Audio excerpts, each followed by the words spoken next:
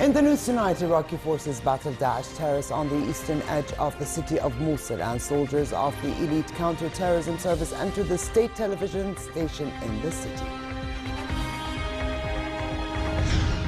The UN Human Rights Agency says armed opposition groups and the Syrian army may all be committing war crimes in Aleppo through indiscriminate attacks in civilian areas. And an ABC News Washington Post tracking poll shows Republican Donald Trump may be, for the first time since May, edging ahead of Democrat Hillary Clinton by 1 point.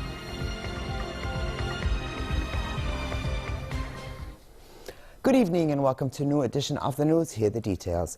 His Majesty the King, the Supreme Commander of the Jordan Armed Forces Arab Army, called on the Army General Headquarters. He was welcomed by Chairman of the Joint Chiefs of Staff, Major General Mahmoud Freihat, His Royal Highness Prince Faisal bin Al-Hussein, and senior officers. King Abdullah held a brief meeting with the Army Chief to discuss military issues. The Supreme Commander was reassured about the level of readiness, armament, and training of the various Army units and expressed pride and confidence in the soldiers.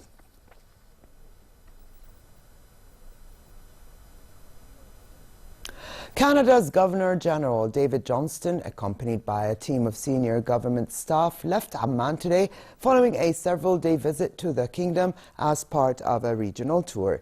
Yesterday, Johnston was received by His Majesty the King for talks on bilateral cooperation, followed by expanded talks attended by members of his team alongside senior Jordanian officials.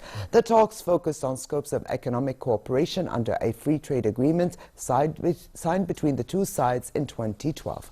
The talks culminated in the signing of a cultural cooperation agreement that offers Jordanian filmmakers access to incentives and funding available to Canadian film producers.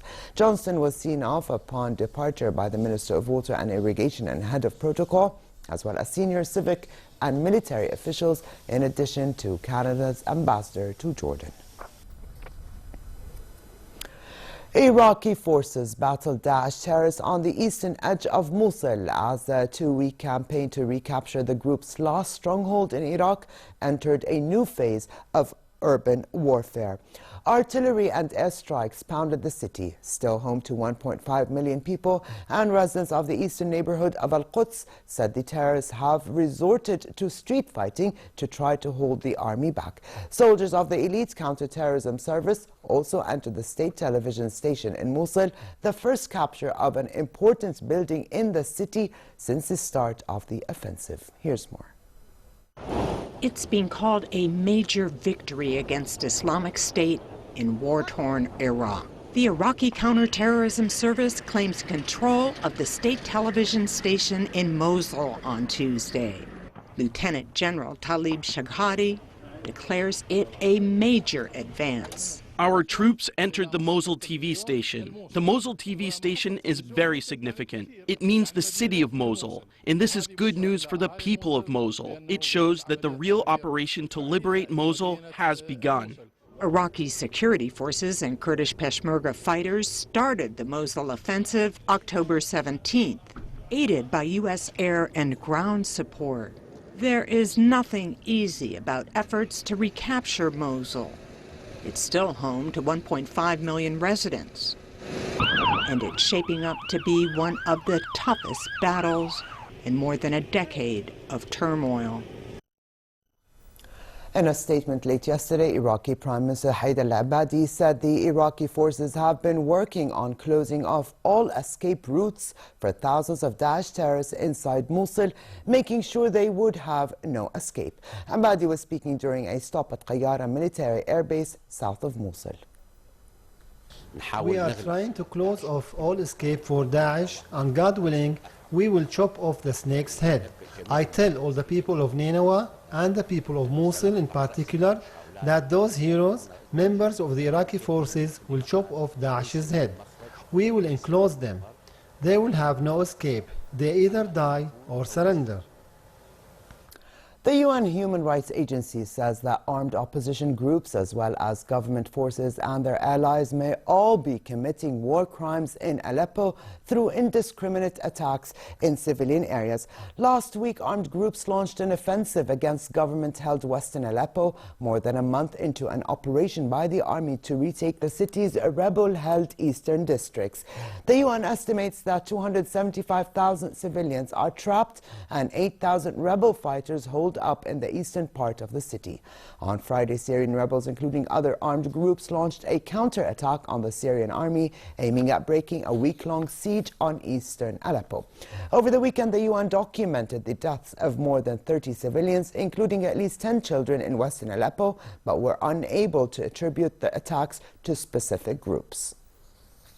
Such high numbers of civilian casualties suggest that armed opposition groups are failing to adhere to the fundamental prohibition under international humanitarian law on the launching of indiscriminate attacks and the principles of precaution and proportionality.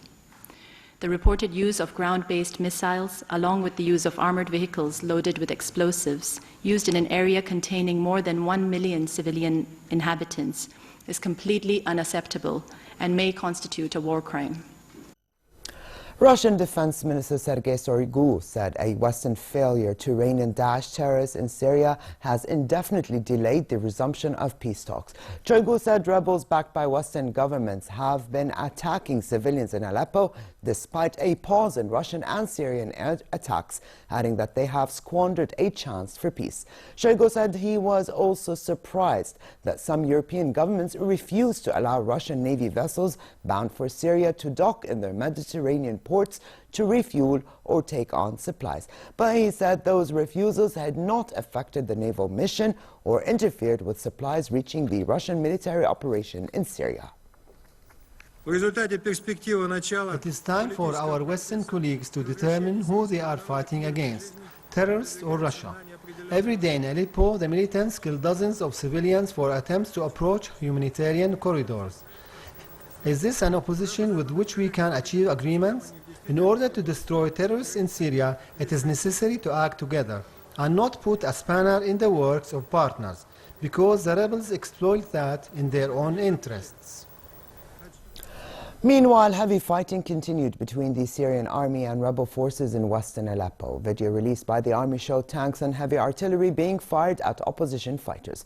The rebels, including both Free Syrian Army factions and Daesh, are seeking to end the siege by seizing government-held areas of Aleppo in an effort to link the city's rebel-held east with rebel-held rural areas to the west of the city. Lebanon's two major parliamentary blocs named Saad al-Hariri as their candidate for prime minister in the government to be formed after former army chief Michel Aoun was elected as president. The widely expected endorsement by the future bloc led by Hariri and the majority Christian bloc comes after Aoun was sworn in yesterday, ending a 2.5-year deadlock that left Lebanon without a president. Hariri was promised the post in exchange for backing Aoun's presidential bid in parliament. Tomorrow, Aoun is receiving the different parliamentary blocs before naming the prime minister, likely before the end of the week. Hariri served as prime minister briefly between late 2009 and 2011 when his government was brought down by Hezbollah. He since left Lebanon and was a vocal critic of Hezbollah group, but returned earlier this year, sounding a more conciliatory tone. Pope Francis said he believes the Roman Catholic Church's ban on women becoming priests is forever and will never be changed in some of his most definitive remarks on the issue. The Pope was speaking aboard a plane taking him back to Rome from Sweden when a reporter asked a question after noting that while in Sweden the head of the Lutheran Church who welcomed him was a woman. Francis said that St. Pope John Paul II had the last clear word on this, and it stands. He was referring to a 1994 document by Pope John Paul that closed the door on a female priesthood. Previously, Pope Francis had said the door to women's ordination is closed, but proponents of a female priesthood are hoping that a future pope might overturn the decision, particularly because of the shortage of priests around the world. Exactly 1 week for the U.S. election, and for the first time since May, Republican Donald Trump is edging ahead of Democrat Hillary Clinton in a major national poll taken in the wake of Clinton's latest email scandal. In the ABC News Washington Post tracking poll released today, Trump was leading by 1 percentage point, a result within the poll's margin of error, and thus placing the two candidates in a statistical tie. Trump led 46% to 45%. The new survey was taken from October 27th to the 30th, which means that many of those questioned had a chance to react to FBI Director James Comey's announcement that new Clinton-related emails were found. Clinton's lead was also down to 2% in an aggregate of polls from Real Clear Politics. A new museum dedicated to the life and work of Danish fairy tale writer Hans Christian Andersen, author of The Ugly Duckling and The Little Mermaid, is to be built in his birthplace of Odense. A donation of $33 million from the main owner of the shipping and oil group A.P. Moller-Maersk will make the museum a reality after years of planning. And the Japanese architecture group Kengo Kuma will create the new magical museum. The museum will be built over a total area of 5,600 square kilometers, most of it underground.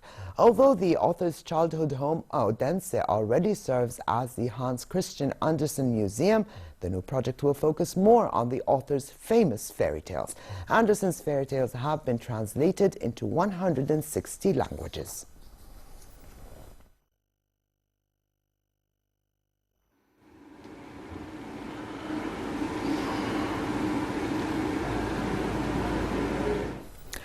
To the world of style, British luxury brand Burberry is marking its 160th anniversary this year.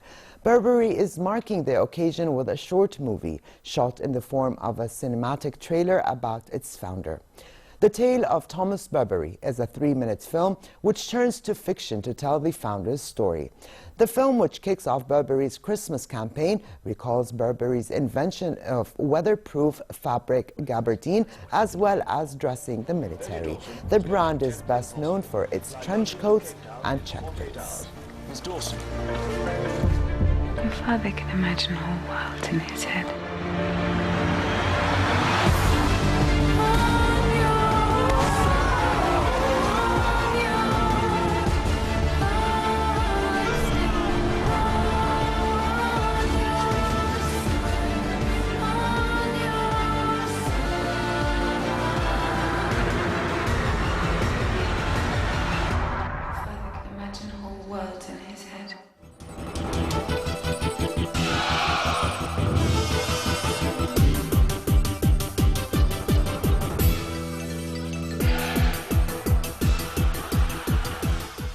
Seventh-seed Thomas Berdych beat Ansi de Sousa in the Paris Masters second round, but took 3 sets to do it.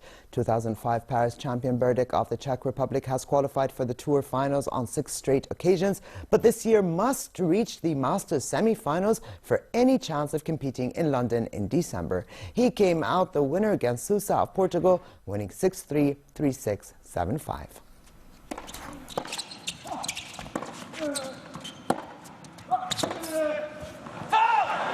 C'est le match, Berdych. 2 manchettes, 6-3, 3-6.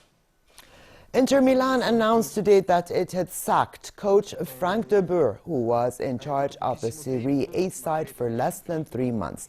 Inter have lost 4 of their past 5 league matches, dropping to 12th in the standings. The Dutchman knew that he had a big job on his hands when the former Ajax Amsterdam manager replaced Roberto Mancini. Last season, Inter finished 24 points behind champions Juventus and failed to qualify for the Champions League for the 5th consecutive year. De Boer joined Ajax in December 2010 and helped the Dutch club win 4 consecutive league titles from 2011 to 2014. But he resigned after Ajax failed to win the league crown for the 2nd consecutive season.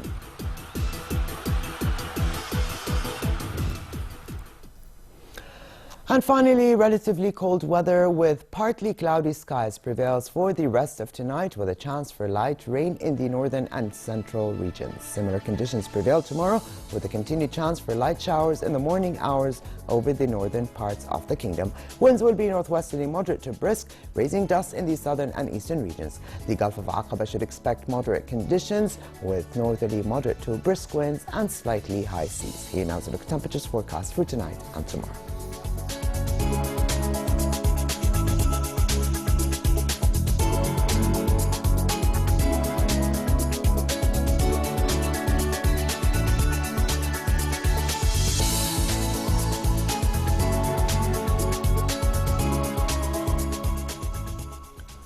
And to close, his reminder of the day's top stories. Iraqi forces battle Daesh terrorists on the eastern edge of the city of Mosul, and soldiers of the elite counter-terrorism service entered the state television station in the city.